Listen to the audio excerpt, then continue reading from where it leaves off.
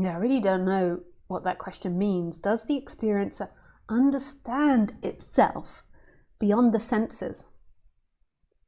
And if so, is that a feeling? I don't know what you mean by that question. But one of my awakenings, which was so deep for me, was when I was in Australia. No, it wasn't Australia. It was India with Roger. And I've been going to these satsangs, not Roger's satsangs, but I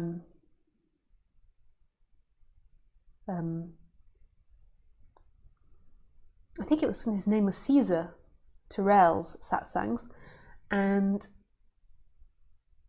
I fell asleep on the bed, or maybe I wasn't asleep, we don't know what happened, but in the sleep I woke up and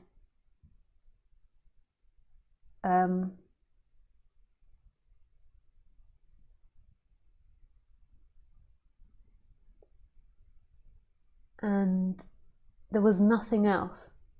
So there was no room, there was no feeling, there was no thought of Lisa, there was nothing else. There was just awakeness. And that could sound terrifying, like you're stuck in something, but it wasn't terrifying. It was free.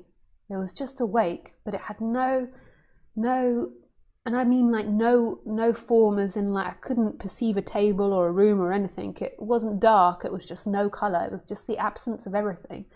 But yet there was a consciousness. And after no time, so it could have been forever or never because you couldn't perceive time, there was no movement of anything. After no time, a thought popped up and said, this is what they talk about. And then another thought said, but if they're talking about it, who are they talking to? Because I didn't know Lisa, I didn't know who I was. And then it was like a domino effect that Lisa came back into the picture. It's like boop, boop, boop, boop, boop, boop. And then suddenly, like her memories, her sensations, her ideas, her thoughts, her feelings came back in. And then the room came back in. So then the sounds of the tuk-tuks outside and the rickshaws and the people on the street and the animals and the cows. And then the room came back in and the light came back in. And I was just like blown away. I was like, wow. So before everything happens, there is this consciousness. So that is the primary. So that was an experience, but it sort of separated everything out. It made me realize that consciousness was prior to me, prior to the world, prior to everything. So it didn't need the world, it didn't need me, or it didn't need anything to be, which then you can contradict in later teachings. But in this experience, it really like shook my world and was this awakening. And after that, there was no doubt what consciousness was. There was still, like Lisa came back and there was still identification, but there was like this opening that had happened. There was no doubt about it. Yeah, so, but when we're speaking about consciousness, like, and also teaching about consciousness, like this, the way in which consciousness is experiencing this world is through the senses. So in this world, you can't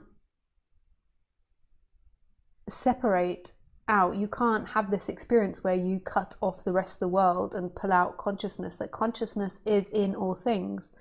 So you could say that consciousness is in the senses, and that the sensed and the sensing are one and the same thing. So the feeling of the bum and the seat are the same thing. So yeah, you can't pull anything out from one another.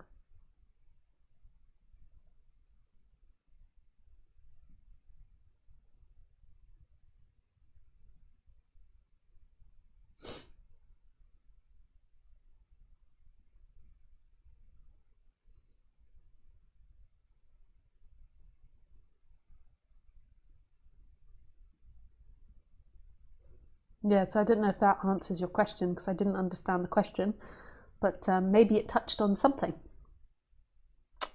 Yeah.